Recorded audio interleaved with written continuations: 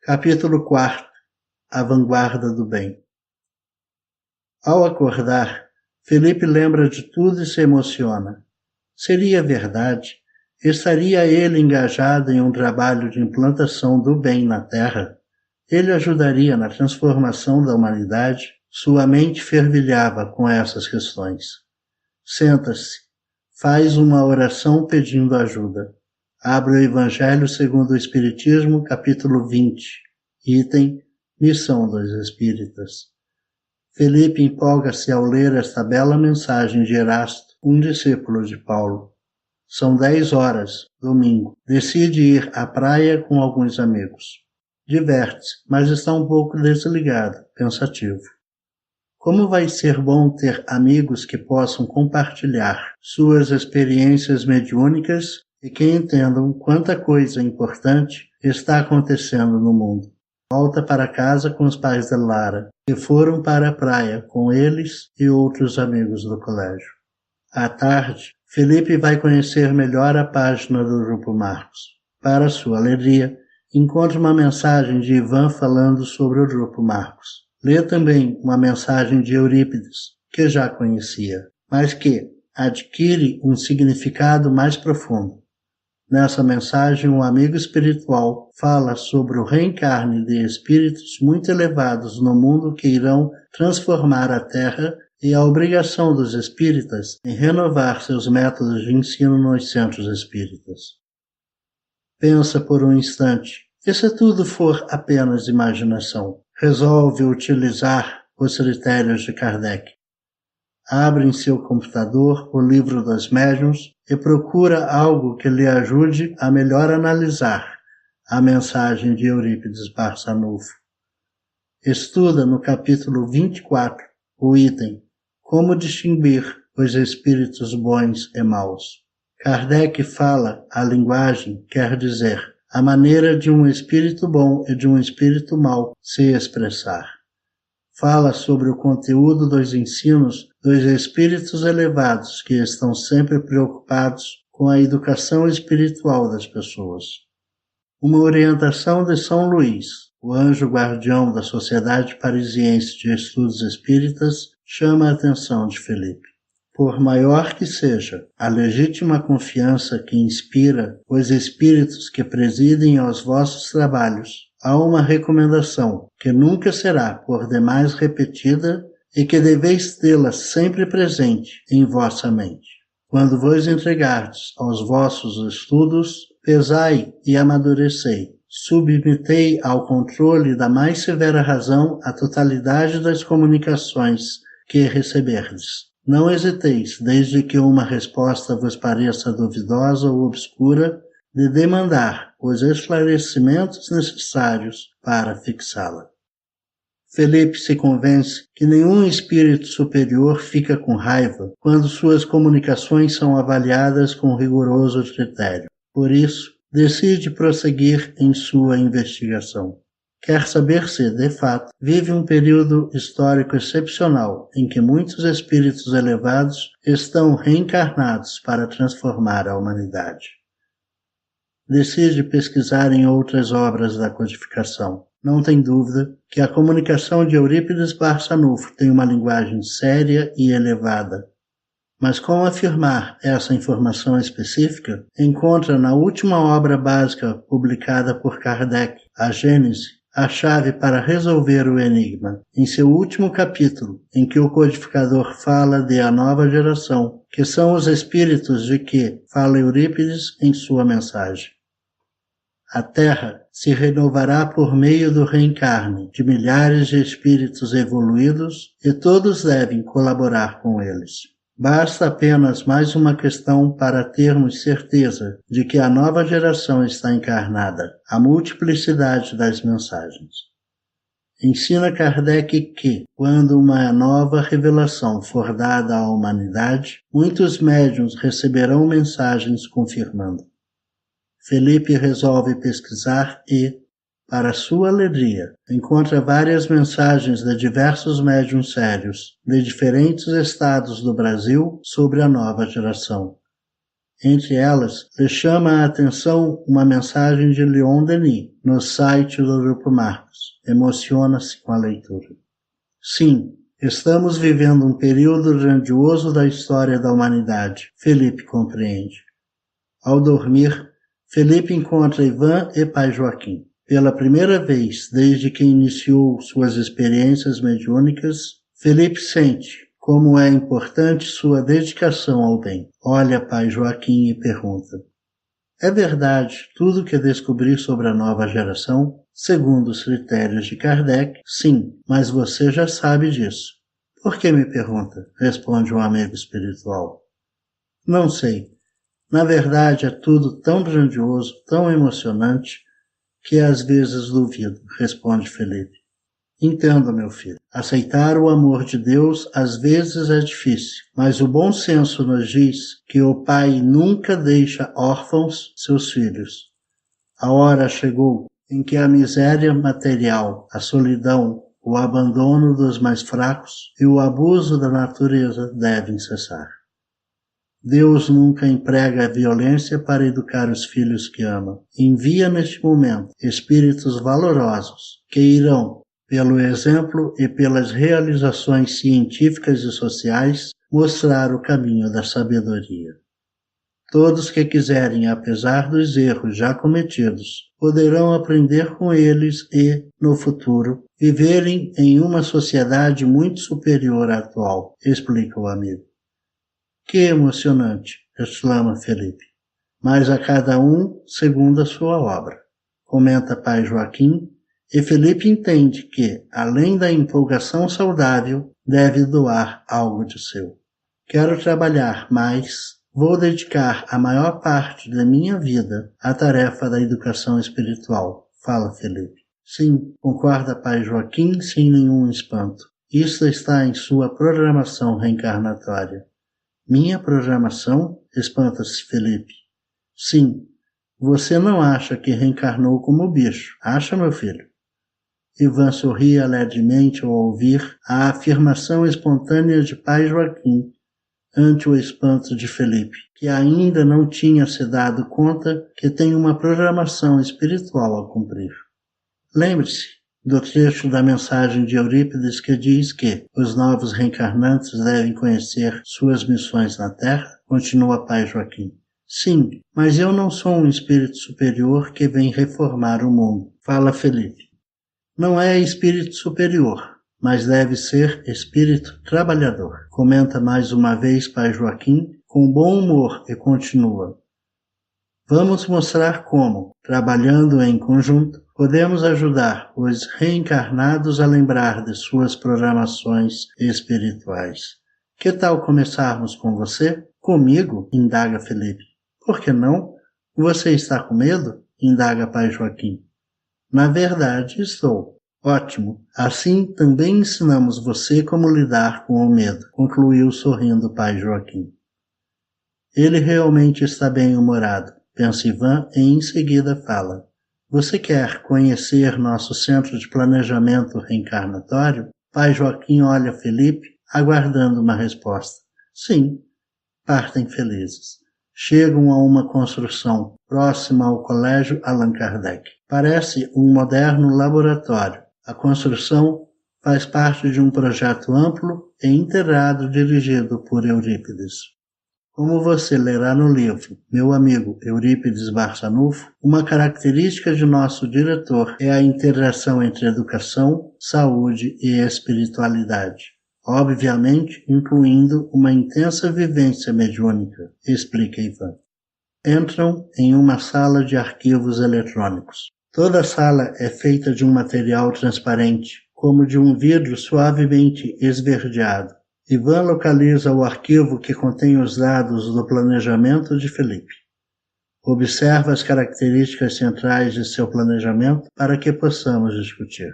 Depois, quando você estiver em estado de vigília, utilizaremos os métodos adequados para relembrá-lo. Não basta você me mostrar aqui e eu me lembrar quando acordar? Pergunta Felipe. Na verdade, não. Primeiro, porque nem sempre você lembrará de tudo. Segundo, porque aplicaremos o método que você aplicou em relação às mensagens sobre a nova geração. Qual? Pergunta curioso Felipe. Ou da multiplicidade de fontes. Várias fontes confirmando uma informação importante. Ivan continua. Informaremos aos interessados em cumprir seriamente sua missão na Terra, seu planejamento, por meio de 3 meios principais. Sonhos, regressão ao momento do planejamento e informação mediúnica, além, obviamente, da intuição e da inspiração direta. Não vai ter nem como duvidar, fala Felipe. Exatamente.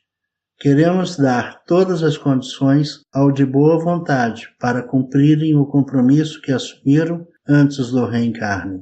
Será necessário verdadeira renúncia, por isso, o Cristo nos autoriza a orientar tão diretamente a todos os dedicados trabalhadores.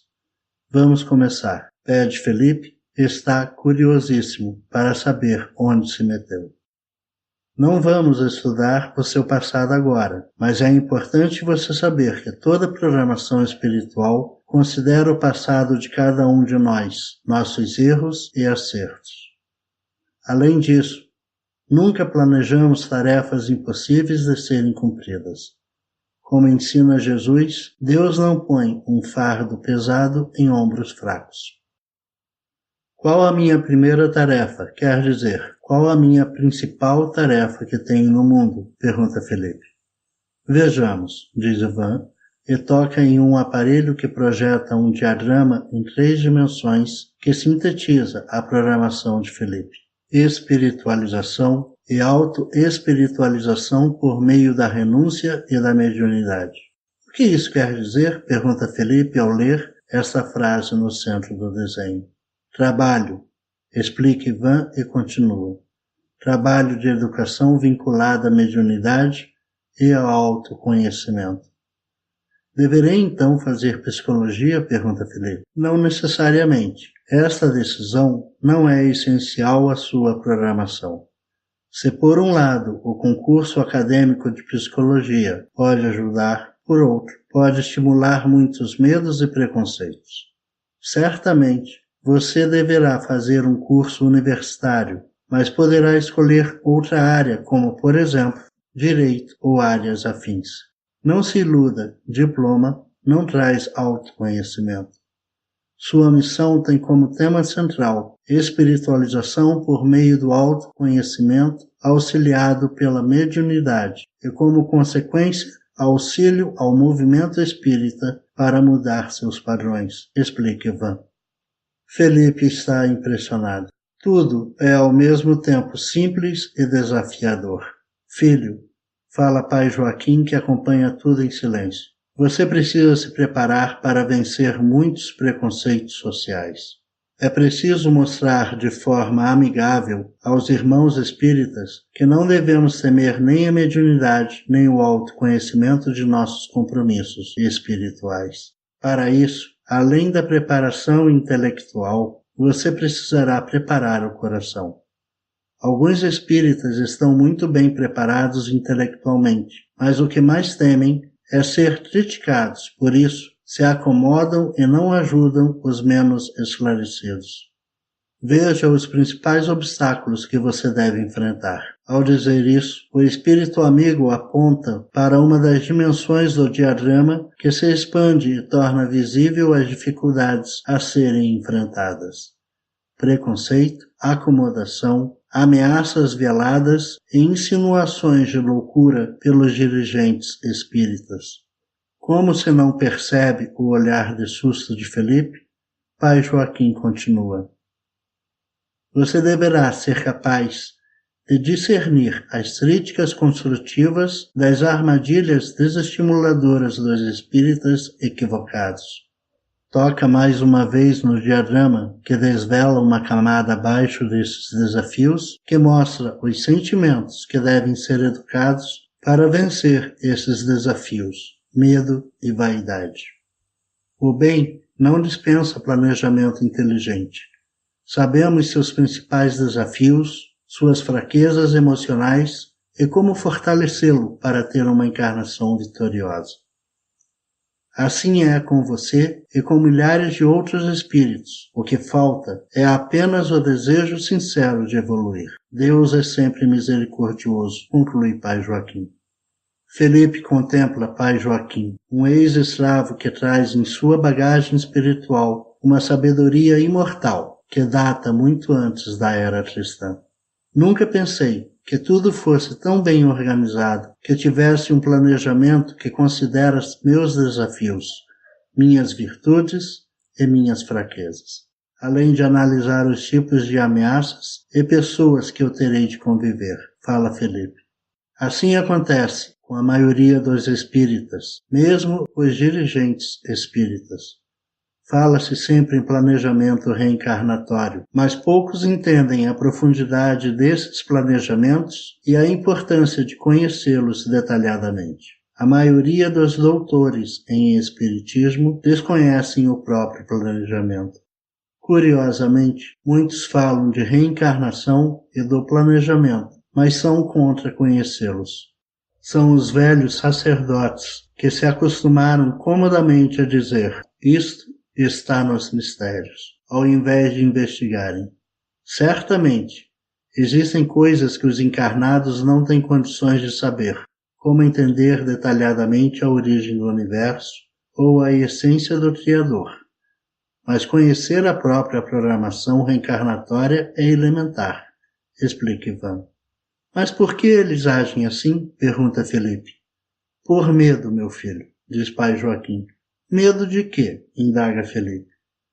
Medo de serem chamados de loucos pelos sacerdotes espíritas e, principalmente, medo de terem que assumir as próprias responsabilidades, explica Pai Joaquim. Sacerdotes espíritas? Indaga Felipe. Refiro-me, Felipe, a espíritos que militaram nas religiões oficiais por milênios e que continuam apegados ao poder, ao status, a decidirem o que pode e o que não pode, segundo seus caprichos. Esses irmãos recebem do Cristo uma valiosa oportunidade de conhecer o Espiritismo. Infelizmente, muitos não venceram o velho homem e querem manter-se no poder em evidência e condenam tudo que é diferente de suas antigas religiões ou que poderiam comprometer-lhes a ilusória posição de mando. Qual a relação disso com minha programação reencarnatória? Questiona Felipe. São eles que serão a fonte de seus testemunhos. Explica Ivan com naturalidade e continua. É importante que você entenda que eles não são seus inimigos, apenas agem como agiram no passado. Não conseguiram superar a si mesmo, por isso, lhe combaterão com as armas que sempre usaram, a calúnia, a ameaça e insinuações de perturbação espiritual. São espíritos viciados em jogos de poder e não aceitam uma proposta verdadeira de autoconhecimento vinculada à mediunidade, mesmo sendo trabalhadores espíritas. Mas são todos assim? Pergunta Felipe assustado. Na verdade, não, mas a maioria dos espíritas encarnados teme causar polêmicas e preferem comodamente seguir estes sábios. Ao invés de consultar a codificação, ao invés de observar atentamente o exemplo de Eurípides Barçanufo, a quem Chico Xavier chamava de apóstolo. Eles afirmam respeitar Allan Kardec e Eurípides Barçanufo, mas não seguem seu exemplo. Vivem mais para o institucionalismo do que para o cristianismo. Como assim institucionalismo? Chico Xavier, por exemplo, psicografava em casa. Para muitos, isso é perigoso e deve ser totalmente proibido, quando o certo é avaliar cada caso e não criar uma regra absurda. O mesmo vale para a idade de participação em reuniões mediúnicas. Ivone Pereira, Chico Xavier começaram a psicografar adolescentes. Esse exemplo ainda não foi entendido. Isso é institucionalismo. As regras externas são mais importantes do que as leis de Deus, conclui Ivan. Mas, Como eu vou lidar com tudo isso, sendo apenas um jovem? Pergunta Felipe. Entendendo e servindo. Quero dizer, aceitar as pessoas como elas são. Os dirigentes a que me refiro não mudarão instantaneamente, por isso, você terá de entendê-los, auxiliá-los em suas preces e não permitir que eles te afastem de tua missão. Execute a parte que te cabe na obra da renovação. Vejo a importância de entender meus compromissos espirituais. É muito fácil seguir conselhos que me levam para a comodidade. Exatamente, diz Ivan feliz. Por isso queremos que você e os jovens trabalhadores do movimento descubram seus compromissos com o Cristo e com a própria consciência, para que não falhem e não se tornem infelizes. Vamos agora encontrar com um estudioso do movimento espírita e você terá a oportunidade de aprofundar sua compreensão sobre os dirigentes espíritas. Pai Joaquim, Ivan e Felipe se dirigem a um jardim localizado próximo ao centro de estudos e lá encontram, para a alegria de Felipe, José Herculano Pires, que os aguarda enquanto escreve. Ao vê-lo, José sorri, levanta-se e vai abraçá-los. Após uma conversa inicial, Ivan, dirigindo-se a Felipe, diz: temos 10 minutos, aproveite. Ao notar que Felipe não se recuperara do susto em encontrá-lo, José inicia a conversa. Felipe, sempre adorei borboletas. Elas não são apenas o símbolo da transformação. Para mim, elas são o símbolo e a prova de que a esperança se realiza. Imagine como um animal amorfo e sem beleza pode se tornar um belo ser como esse, diz apontando uma bela borboleta que pousa em suas mãos. Observe, ela é a prova do amor de Deus, a prova de que todos, apesar de nossas feiuras espirituais, podemos nos tornar belos e voar, alcançar voo ao infinito. Sempre amei esses seres que nos lembram que devemos tornar nossas potencialidades em realidade. Felipe está encantado. Nunca pensei dessa forma, fala. Assim será com o nosso tão amado movimento, explica o professor. Neste momento, ele parece abatido, lento e feio. Mas não duvide, muito próximo está de surpreender o mundo com sua beleza e com seu poder de ação fundado em algo aparentemente sem força. O amor e a devoção, orientados pelos espíritos superiores por meio da mediunidade cristã. Você entende por que é tão importante que os encarnados conheçam melhor a função da mediunidade? Agora entendo. Mas por que tantos estudiosos se tornam perseguidores da mediunidade na juventude? Pergunta. Eles temem o novo. Temem se perderem em um mundo que muda constantemente e a juventude é o que mais representa mudanças. Alguns temem que a doutrina espírita seja deixada para trás. Eles não entenderam que o espiritismo é a estrutura intelectual e moral do futuro e que nada tem a perder com o avanço da humanidade.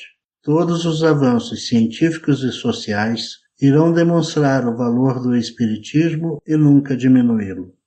Allan Kardec compreendeu isso mais do que ninguém. Porém, os atuais dirigentes que lutam por cargos e status não têm olhos de ver que a verdade espírita irá se difundir e aprofundar no século XXI para orientar a construção da civilização do espírito. São como os fariseus à época do Cristo, incapazes de entender que só teriam a ganhar em seguir o Cristo, mas preferiram ficar com a antiga tradição.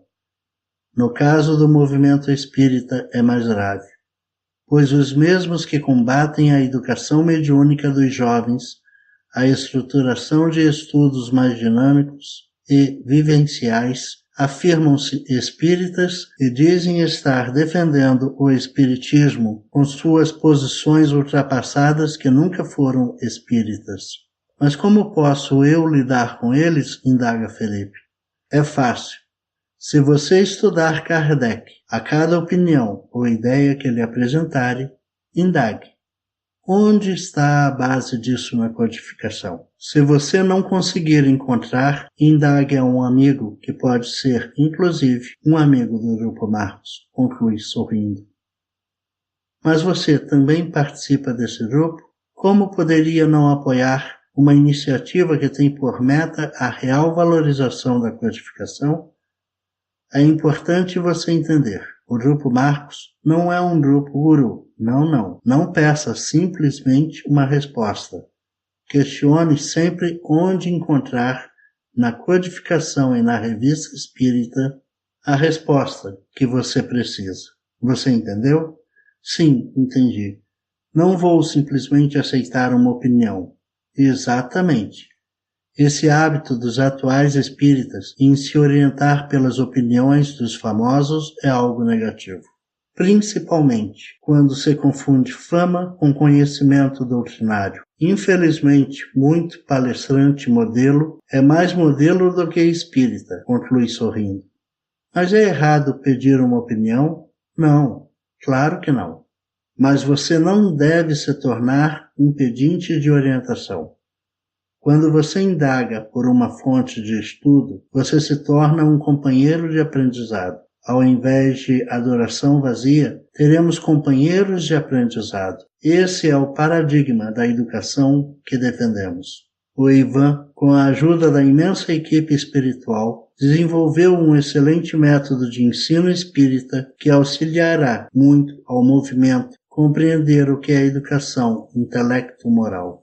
É hora de ir, diz Pai Joaquim. Ivan, Pai Joaquim e Felipe agradecem ao amigo pela atenção. Abraçam-se e despedem-se.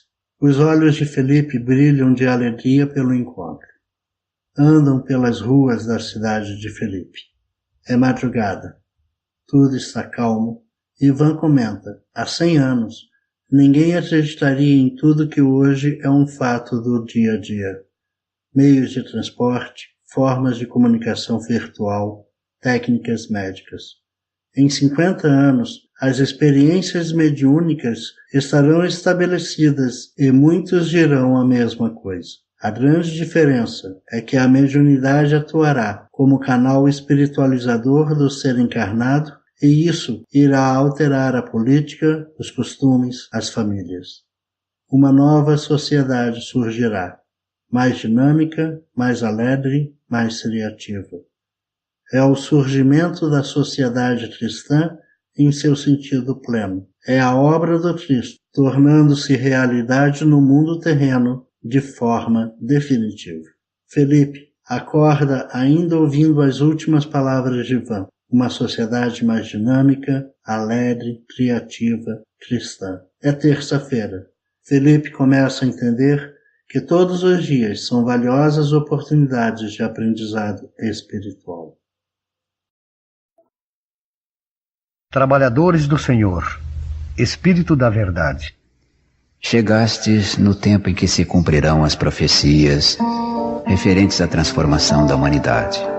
Felizes serão os que tiverem trabalhado o campo do Senhor com desinteresse, movido apenas pela caridade. Suas jornadas de trabalho serão pagas ao cêntuplo do que tenham esperado. Felizes serão os que houverem dito a seus irmãos: trabalhemos juntos e unamos os nossos esforços a fim de que o Senhor, na sua vinda, encontre a obra acabada. Porque a esses o Senhor dirá: vinde a mim, vós que sois os bons servidores, vós que soubestes calar os vossos melindres e as vossas discórdias, para que a obra não sofresse.